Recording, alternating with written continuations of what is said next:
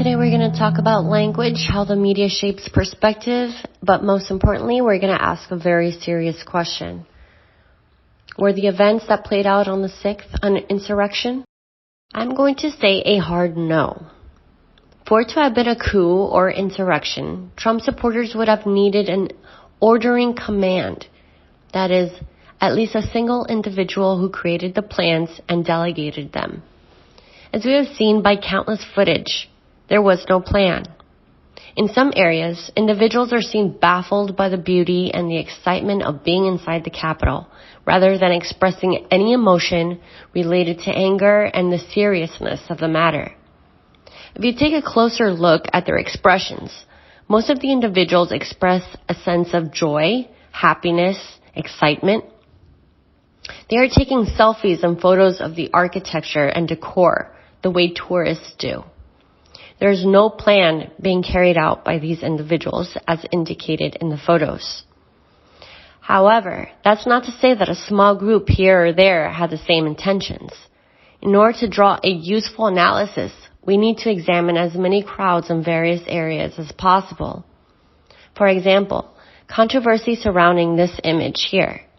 Many Trump supporters have called for this particular situation, where the individual wearing a Q shirt is led up the stairs by Officer Eugene Goodman to be investigated for what they deem to be a staged event. There's no doubt that a lot of the photo ops were indeed coordinated for perhaps more than just journalism, but to be used to make examples. In my first video analysis titled January 6th, The Analysis of Why, I discuss how the events have served the DNC and its push to censor Trump, his supporters, end the dissenting conversations on election fraud, and impose incoming policies such as the Domestic Terrorism Act and anti-gun efforts. Therefore, understanding the wins of one political aisle and the losses of the other helped me to determine that it was not only a trap that would produce terrible PR for the president, but to make it appear like an insurrection was occurring. If the DOJ can investigate and prove that this was indeed political strategy by subpoena of communications between members of the Senate, DC Chief of Police, and other stakeholders such as members of the World Economic Forum, which would of course require intervention by the CIA, it would greatly benefit the American people and be the first steps towards repairing this great nation. With that being said, I will show you what insurrection plans look like and how federal workers from inside DC planned and were willing to carry out a coup had Donald Trump won the election. Listen. On this call, you might be inclined to like that working group. Disruption is all about the smaller actions that can make up our movement. So they're about connecting people to affinity groups, and then thinking through how do we take action to actually disrupt business as usual. We want to shut down the White House and make sure nobody goes in and out, right? We would need to have map the White House and know every access point so we knew we could blockade it. But then we would need more people to support that. So we might say Black Lives Matter Plaza and the African American Museum on the Mall Constitution are two public assembly sites, so we can quickly move large numbers into zones of potential conflict. So we're talking about what would it take to surround the White House and have people do stuff. We can divide it up easily with affinity groups. We're going to see potential fighting all over the country or in some hot spots, right? We've already seen that. And so how do we work together across the country to help support each other no matter where we are, and to maximize our impact by doing similar things on similar days at similar time? We have to be willing to put our bodies on the line and take on some discomfort, sacrifice, risk in order to change things. So again, chaos is the soup by which change emerges. Let's get cooking. If there should be a coup, we should be clear, like, it's got to go. Trump's got to go. In order to achieve what they did, they knew they had to take over important government buildings. I think we don't have a lot of experience taking over government buildings, and we might need to think about that. And I know, as I said earlier, how, we may find ourselves in the streets with people with different tactics than ours, but like, there may be some people that are willing to break the windows to get into the government buildings. Like, if that's what we need to do, then we shouldn't fight about that. Let's do that.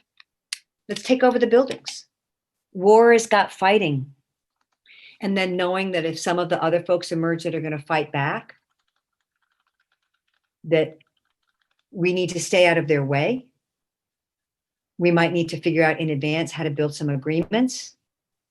And if there are people that are willing to put their body between the white militia and a bunch of people that are mobilized, I want to do nothing other than is laying the groundwork for what is going to come. Is there going to be a war?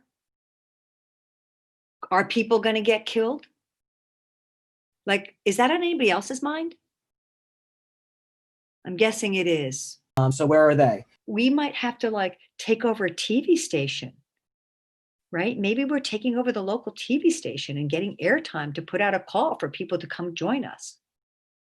I know that sounds crazy. I've always wanted to do it though. So we're talking about what would it take to surround the White House and have people do stuff. We can divide it up easily with affinity groups.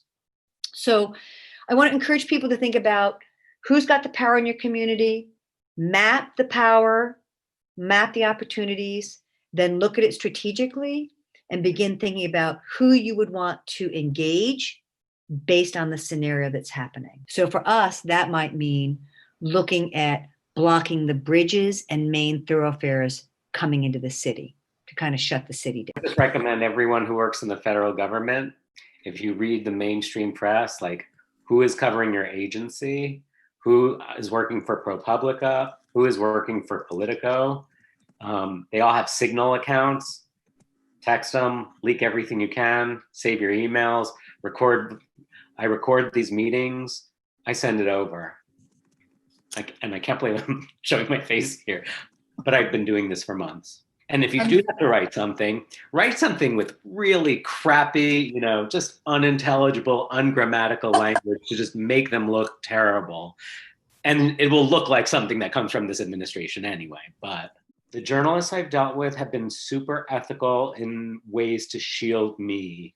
Okay. Pretty intense things. How do we open up the doors to everyone, but also keep each other safe? You're going to do something that's super high risk. Don't talk to anybody about it. Don't put it on the phone. Don't put it on the emails. Don't put it in the text. It's face to face. You do it. You don't have to tell anybody. Don't. Now, that is not to say that there were not individuals or small groups acting independently on the 6th. But the case in point is that there was no widespread conspiracy or plan that required a concerted effort because there simply was no joint organization. The actions were careless, disorganized, and overwhelmingly enthusiastic with clear indications of excitement. These are not characteristics of an insurrection. They are characteristics of foolishness. These individuals are being charged and arrested by the FBI, some with good reason.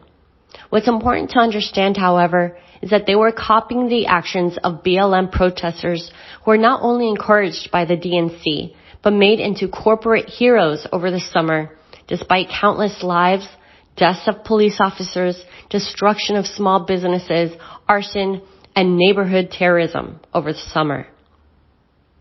In my honest opinion, there is no reason to not bring those BLM activists who participated in the 2020 riots to justice. It must be fair and balanced. And from what we have seen in the last week, the persecution of Trump supporters is no doubt politically motivated.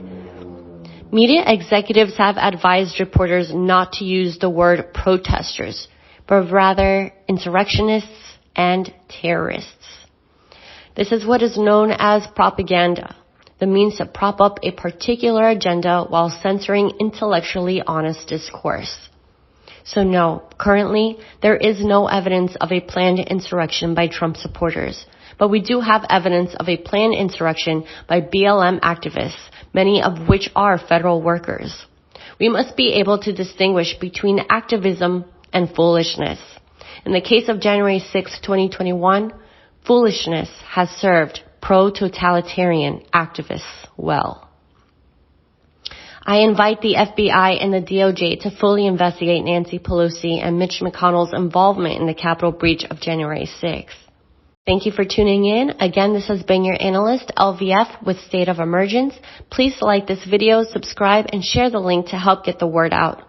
You can also support my Patreon at State of Emergence and read my work at stateofemerge.blogspot.com.